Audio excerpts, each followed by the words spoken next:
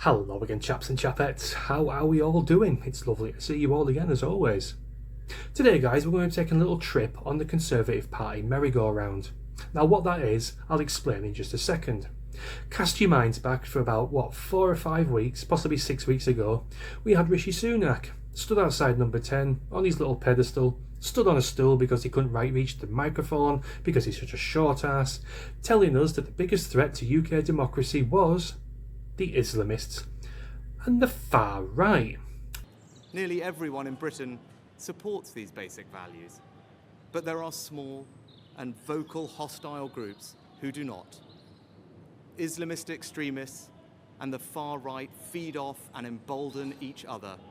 They are equally desperate to pretend that their violence is somehow justified, when actually these groups are two sides of the same extremist coin.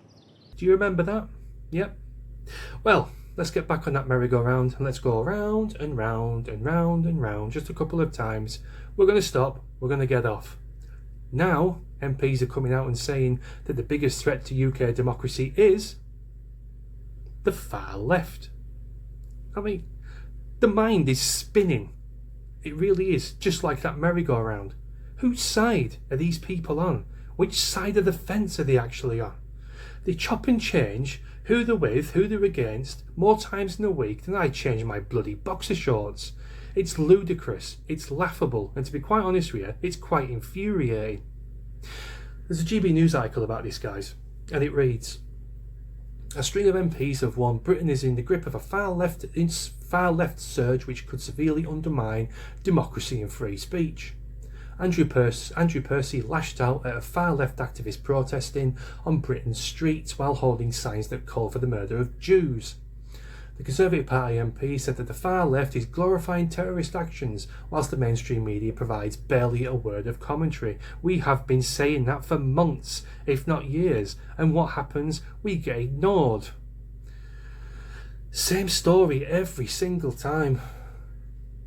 He added that those marching in support of violence were a threat to our democracy. In recent months, there have been numerous clashes between demonstrators and police at pro-Palestine marches across the country, the most recent of which attracted 250,000 people to the streets of London. If only the right wing could attract them sort of numbers, we would be flying. So, these pro-Palestine marches, yes, I agree, they're egregious, they're a pain in the arse, they're a waste of taxpayer money to police them, they're anti-Semitic, they're making Jews feel unsafe, they should stop, yada yada yada. Yes, I agree with that wholeheartedly. But to me, that is just a tip of the iceberg. What I want to do for you is go through a list of some of the things that the far left have brought onto this country during the last, 5, 10, possibly 15 years. Let's have a quick look back, shall we? We've had the trans kid movement, where they encourage young girls and young boys to get double mastectomies and vasectomies, destroying lives without any sort of psychological evaluation or intervention at all.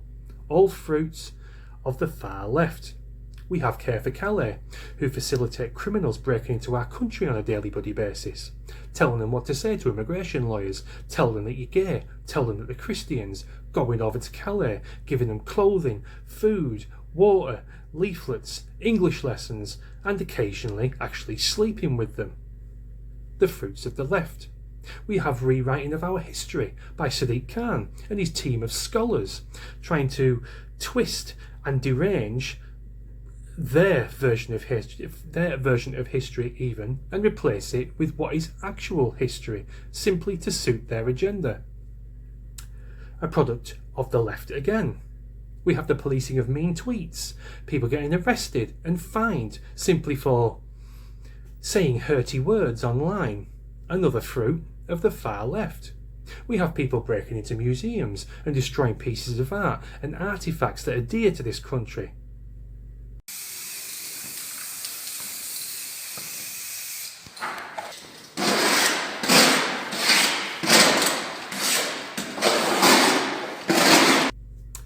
Another product of the far left. We have the Black Lives Matter movement. We had burning cars, we had looting, we had statues being pulled down, we have people being beaten up when St. Floyd killed himself.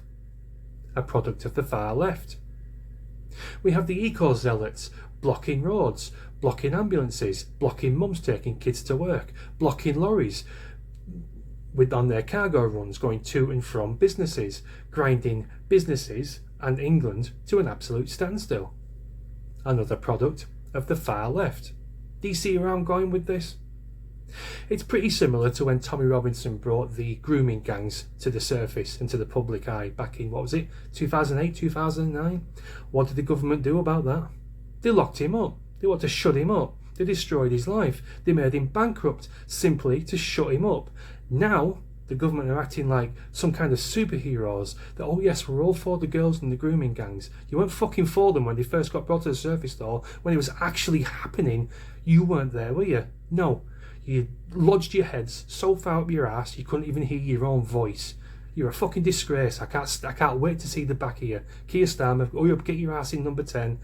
See out your term and then hopefully get kicked out when Nigel Farage comes back, because this is ludicrous. An absolute travesty, guys. I'm sorry for ranting, but there we go. I'll leave it there before I say anything I might regret. Thanks a lot for watching. Let me know what you say. Let me know what you think in the comments, and I'll see you again soon. Cheers.